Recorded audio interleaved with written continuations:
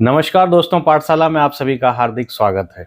दोस्तों, एक बार फिर से आंदोलन का दौर शुरू हो चुका है। यह आंदोलन 71वीं बीपीएससी के लिए नहीं है। यह आंदोलन बिहार में डोमिसाइल नीति को लागू करने के लिए है। तो जैसा कि आप लोग जानते हैं, विभिन्न राज्यों के अंदर डोमिसाइल नीति लागू है। अब आप कहेंगे कि कई वैकेंसीज, कई परीक्षाएं तो हम दूसरे स्टेट में देने जाते हैं। तो मैं आपको बता दूं कि अन्य राज्यों में जो काफ़ी कम तादाद में वैकेंसीज होती हैं, उसमें डोमिसाइल नहीं लागू है, अर्थात दूसरे राज्य के विद्यार्थियों को भी उसमें परीक्षा देने के लिए अलाउ किया जाता है।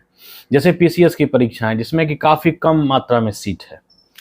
लेकिन किसी भी राज्य की जो बड़ी भर्तियां होती हैं, मसलन बिहार पुलिस, टीचर की बहाली या अन्य इस प्रकार की बहाली, जिसमें काफ़ी लार्जर स्केल पर रिक्रूटमेंट किया जाता है, नंबर्स काफ़ी बड़े होते हैं, तो उस प्रकार की भर्तियों में राज्य सरकार डोमिसाइल नीति लागू करती है, ताकि उनके राज्यों के बेरोजगारों को ही सर्वप्रथम उसमें नौकरी मिले। किसी अन्य राज्य के या पूरे भारतवर्ष से आकर विद्यार्थी यहाँ पर कंपटीशन ना बढ़ा दें।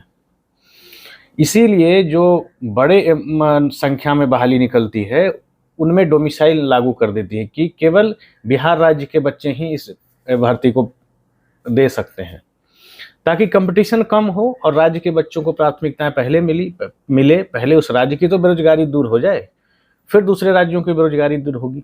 तो इसी संदर्भ में, इसी सोच के तहत छात्र नेता दिलीप कुमार एक बार फिर से एक्टिव हो चुके हैं और कल ही उन्होंने इस इतनी गर्मी में, जून की गर्मी में आंदोलन का आह्वान किया और काफ़ी बड़ी तादाद में, इवन महिलाओं की संख्या, लड़कियों की संख्या बहुत ज़्यादा थी। तो ये काफ़ी आश्चर्य की बात है कि इतनी गर्मी में भी काफ़ी बड़ी संख्या में महिलाएं, लड़के, लड़कियां सभी उपस्थित हुई और सबकी थी एक ही मांग कि डोमिसाइल नीति पूरे बिहार में लागू हो। और यह डोमिसाइल नीति न सिर्फ बीपीएससी टीआरई 4 बल्कि बिहार दरोगा, बिहार एसएससी इंटर, वो 71वीं बीपीएससी प्री तक में लागू होगी। आंदोलन का नतीजा यही हुआ कि प्रशासन ने 5 प्रतिनिधि मंडल को सरकार से मिलने के लिए आमंत्रित किया। दिलीप कुमार 4 अन्य विद्यार्थियों के साथ सचिवालय गए। मुख्यमंत्री किसी कार्य से बाहर गए हुए थे, तो उनके जो सचिव हैं या अन्य अधिकारी, उनसे मुलाकात हुई।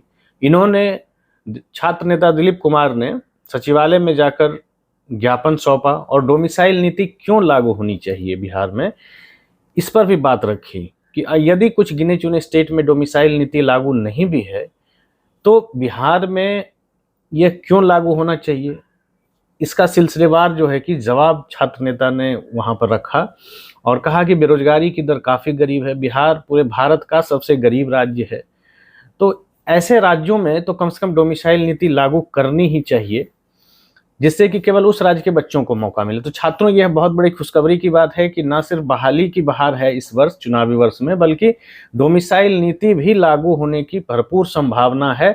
और छात्र नेता दिलीप कुमार से जो हमारी बातचीत हुई, उसके आधार पर मैं कह सकता हूं कि डोमिसाइल नीति जरूर लागू होगा।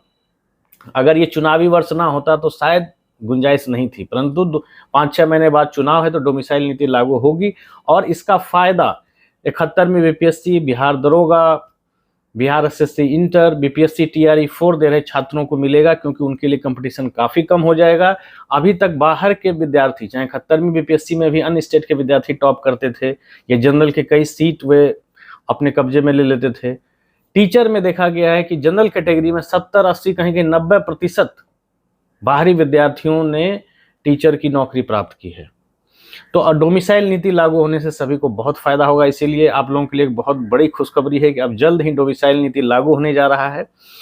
और साथ ही साथ मैं आपको यह बता दूं कि 71वीं बीपीएससी पीटी में 168 सीट जुट चुके हैं। जी हाँ दोस्तों, उसका नोटिफिकेशन आपको आ जाएगा जल्द ही, परंतु इंटरनल सूत्रों के माध्यम से यह पक्की खबर है कि 168 सीट, जिसमें 14 डीएसपी हैं और सीटीओ के हैं, जुड़ चुके हैं। तो अब वैकेंसी हो जाएगी 1400 प्लस। और मैं आपको बता दूं कि 250-300 पद और जुड़ेंगे बहुत जल्द। परीक्षा की प्रक्रिया पीटी से पहले तक 1600 प्लस सीट आपका 71वीं बीपीएससी में होने जा रहा है। तो अब देर किस बात की, आप तैयारी में लग जाएं, अपनी तैयारी को दोगुना कर दें। और साथ ही साथ मैं आपको बता दूं कि BEO ब्लॉक एजुकेशन ऑफिसर और assistant education development officer AEDO का पद सृजित किया गया था, जिसमें 1500 से ज़्यादा बहाली है। BEO ब्लॉक लेवल का शिक्षा पदाधिकारी होता है। और पहले सबसे खास बात यह है कि पहले इसमें B.Ed की अनिवार्यता थी, जिसको कि इस बार से हटा दिया गया। जी हाँ दोस्तों, तो अब बहुत ही सुनहरा मौका है कि जो B.Ed नहीं भी हैं, सिंपल ग्रेजुएट हैं, वे भी इस फॉर्म को भर सकते हैं। 1500 से 1600 बहाली होगी। BEO का पद जो है, एक पंचायत पर एक BEO होगा, सॉरी माफ कीजिएगा, एक ब्लॉक में एक BEO होगा, ब्लॉक एजुकेशन ऑफिसर, प्रखंड शिक्षा पदाधिकारी। और 8-10 पंचायत पर जो है कि एक AEDO होगा, assistant education development officer. AEDO को जब प्रमोट होंगे तो वो BEO बनेंगे। तो इसकी परीक्षा पर अभी सहमति नहीं बनी है कि इसके पद को, पहले हो रहा था कि BPSC के थ्रू लिया जाएगा, लेकिन अब इसके पद को अलग से परीक्षा लेकर के भरा जाएगा।